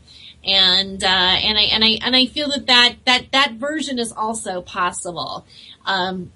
Where everybody has food, nobody's hungry. There's, we live to perpetuate our life and our existence on our planet. And I don't understand why we're not there yet. And I feel that most people, that's really what they want. We care about our families and our children and everybody that I know, some people aren't so great, but I feel that there's enough of us that really we don't want to fight with Russia. We want everybody to have good food. Some people aren't awake yet. They're in the matrix. They're eating aspartame. They're having eating Monsanto food. They're drinking fluoride. They think, chemtrails is made up. It doesn't exist. Why would the government lie to us? I have those conversations with some of my friends. I'm not so close to them at this point, which I find interesting. I do feel that there are certain lines being drawn, but I'm choosing to believe in a positive outcome. And change, as Gandhi said, it's like the change comes within. You change yourself first. So I figure if I work on my own beliefs and my own life, and I live with the integrity that I'm choosing to live with, and I take those actions, whatever that may be, whether you do something like a Gandhi and go out and take salt and hold it up in the air. I mean, in a sense, I can relate to that on many levels about certain things. So, we just do the best we can. And it's those actions, it's Rosa Parks on the bus who won't, she refuses to get off the bus. It's that civil disobedience, against a tyranny that is not fair and it doesn't make any sense. I feel it's okay to do that. And matter of fact, I think it's kind of fun. I get a kick out of it. And sometimes it's a joke on stage. And that's how I'm looking at it. Is that we can build this world that we want to have. And that's why we're here. That's why I feel we're doing this media, is we're passing this information, and we're figuring out, what's to come, what we're going to prepare ourselves for. And if you want to check me out, I'm going to plug myself. I'm at freedomofjoyce.net. So, and I'm also on Facebook too. I'm on that CIA operative Facebook, which is my name is TERE Joyce, and I'm on Twitter as well. Yeah, I saw your Facebook page there. I actually didn't send you a friend request yet, but I did see your page real quick. The little banner topper and all that. And of course, I'm on Facebook as well. You can find me at Chuck Ochelli, or you can get the Ochelli Effect page. Either way, both of them are out there. They got news feeds and stuff, but nothing new for you guys that are usually listening to me. But the thing is that I've just really, it was like, I haven't learned much about you, but I have now after these 2 hours. And, I'm definitely really glad to have met you. And, one of these days I'm going to have to, probably sometime tonight, I'm going to have to take a look at some more of your, comedy work to get an even deeper look, because I bet you that some of the things that you've decided to handle on stage are a little more revealing, for somebody that dissects them as I do. And I could get an even better idea about some of these things that you were talking about today, and where you stand as far as,